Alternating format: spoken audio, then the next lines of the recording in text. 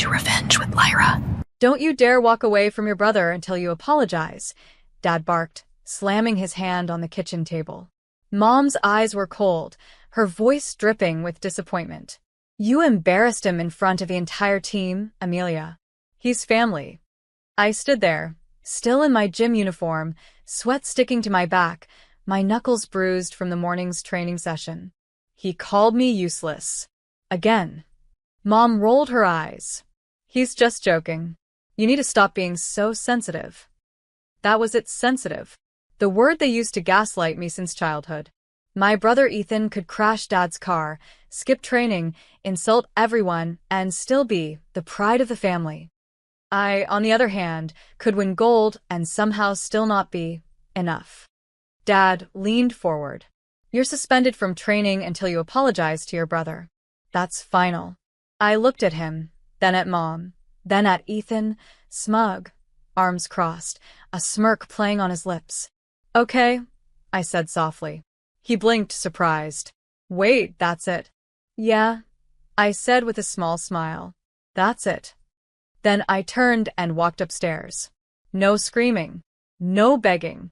Just silence, the kind that hides a storm. That night, while they laughed downstairs, I was in my room. Laptop open, papers spread across my desk, every form filled, every signature perfect. They wanted to see me broken. Instead, they were about to see what quiet revenge looked like. By morning, I was gone. Not missing, just moved. Every trace of me from the old academy locker, every photo, every piece of gear, gone. The space where my nameplate had been was clean and empty, almost ceremonial. The moment Ethan walked in, I knew the silence hit him first. Then the realization. He froze, staring at the open locker like he was looking into a grave. Then he spotted it, a crisp white envelope taped to the inside door. His name written in my handwriting. He ripped it open. You always said I'd never make it without you. So, I left without you. You win, big brother. The golden child finally gets the whole spotlight. When he found me, I was already walking out of the academy gates, duffel bag over my shoulder, transfer papers in my hand. Amelia, he shouted, his voice cracking. Tell me you didn't send this.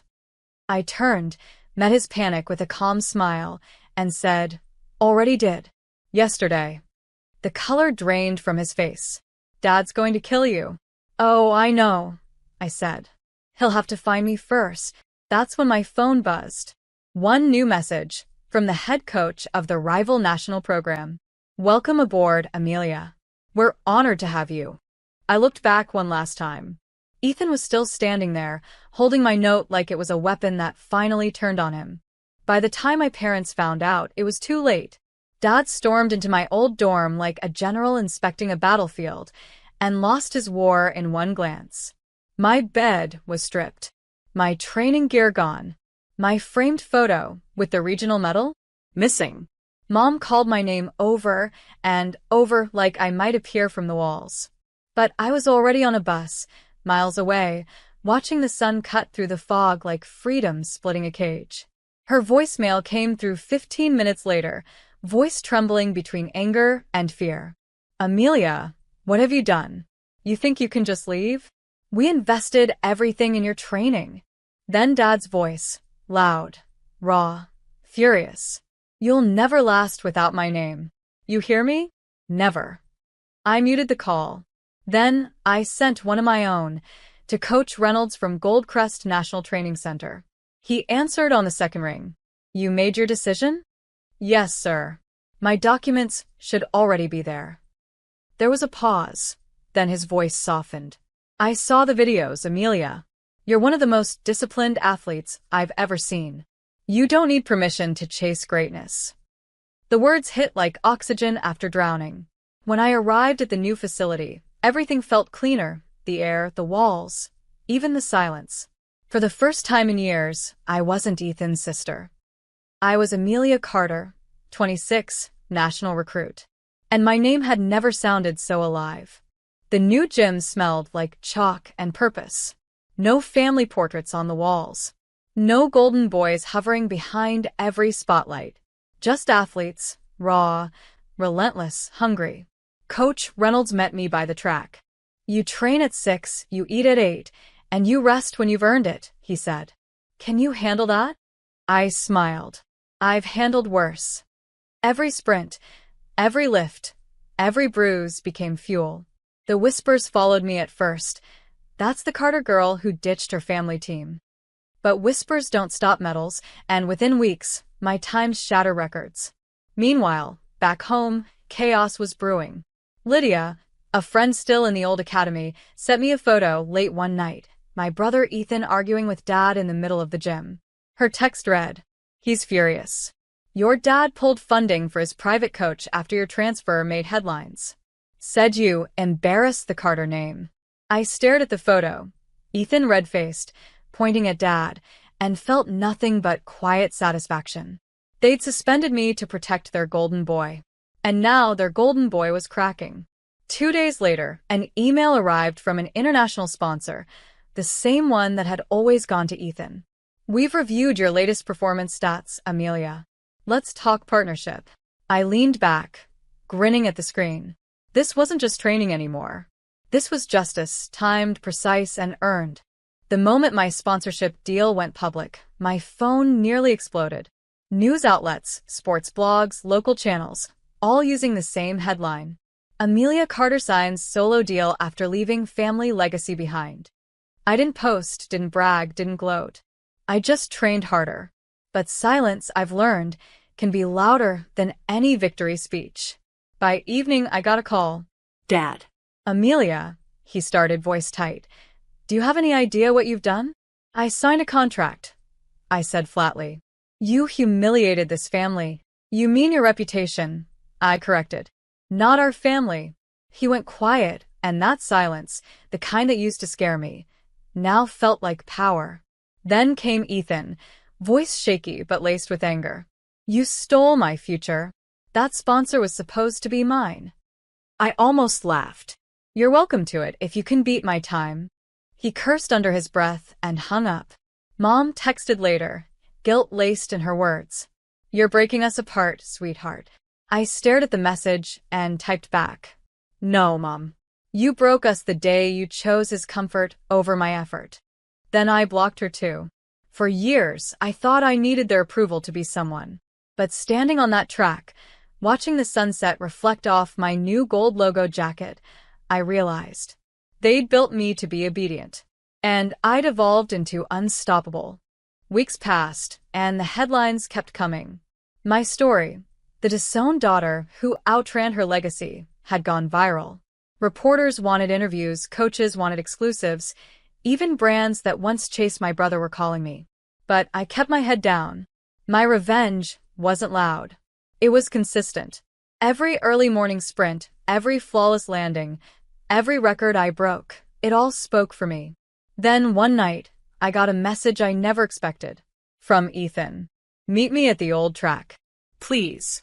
Just 5 minutes. I almost ignored it. But curiosity, or maybe closure, got the better of me. When I arrived, the field lights buzzed dimly, casting long shadows across the worn asphalt.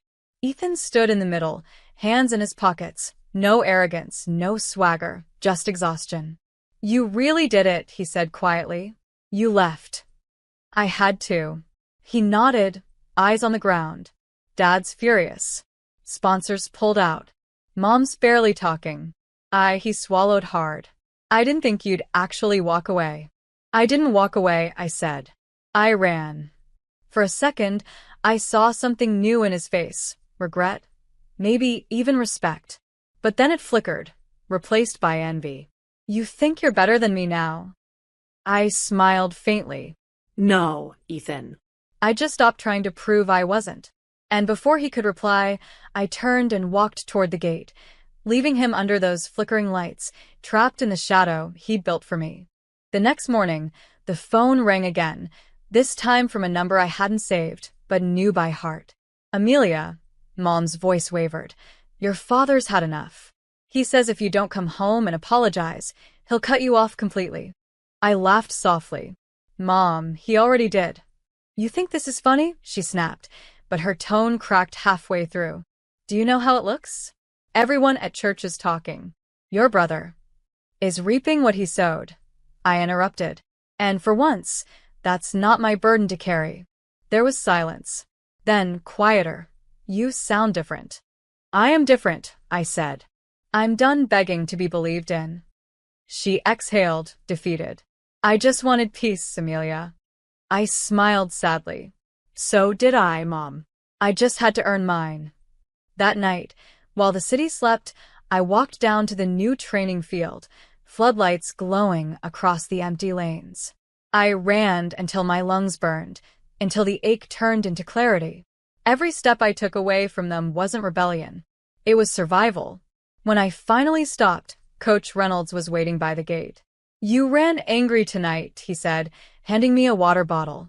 Not angry, I said, catching my breath. Just free. He smiled. That's when champions are born. For the first time, I believed him. Because I wasn't just running from something anymore. I was running toward myself. 6 months later, the championship lights felt brighter than ever.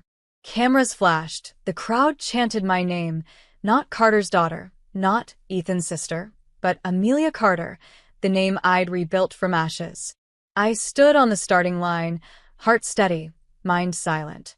Across the field I saw them, my parents, sitting stiff in the VIP box. Ethan beside them, arms crossed, jaw tight. Funny how small they look now. The gun fired. 8 seconds of pure motion. 8 seconds of everything I'd fought for. When I crossed that finish line, gold time glowing on the scoreboard, I didn't raise my hands in victory. I just smiled, calm, quiet, complete. After the ceremony, I found an envelope slipped into my bag. No name, just a single note inside. We were wrong. You didn't destroy the family, you saved what was left of it. Mom. I folded the paper and tucked it into my medal case. Not forgiveness. Not reconciliation. Just acknowledgement enough. As I left the arena, the evening wind brushed against my face. The same wind that once carried my father's shouts now carried the sound of applause. I'd learned that sometimes, the only apology you'll ever get is your own success. And the only revenge worth taking is peace. I looked up at the scoreboard one last time, then whispered to myself, steady and proud. They suspended me to silence me. I ran to set myself free.